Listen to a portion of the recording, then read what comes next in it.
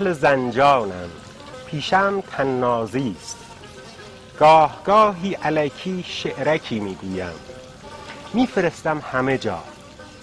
روزگارم خوش نیست، مادری دارم ناخوش احوال و مریض. دوستانی دارم همه بی پول و فقیر، شاعرند آنها هم، طفلکی ها همه اهل قلمند.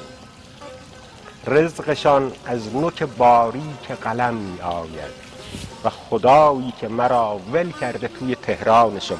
مرد بقال از من پرسید راستی در اینجا هیچ کس کار ندارد به شما؟ من به ایشان گفتم این چه حرفی است که می‌فرمایید؟ مرد بقال این بار حق به جانب گره بر ابرو زد، بین خمیازه کشدارش گفت شعر میگویی؟ خب راست هم میگردی.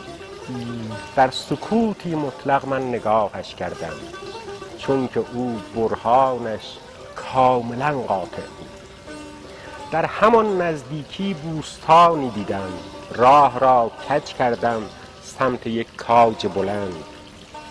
قصد کردم بروم زیر آرامش کاج نفسی تازه کنم.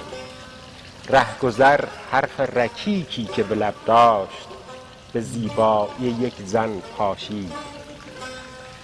بعد با حسی که گویی از فتح بلندای جهان می آید پیش من آمد و گفت شیشه و بنگ و کراک هرچه می خواهی هست. من به شوخی گفتم هروئین هم داری؟ مرد قاچاقچی از من پرسید چند من می خواهی؟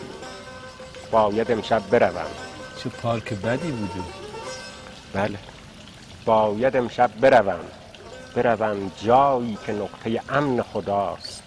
آرزوهای بزرگی دارم، کلبه آرامش، شعر و موسیقی و شمع، جایگاهی که در آن پاکی و لبخند و محبت جاری است و نگاهی که در آن جز صداقت نتوان پیدا کرد.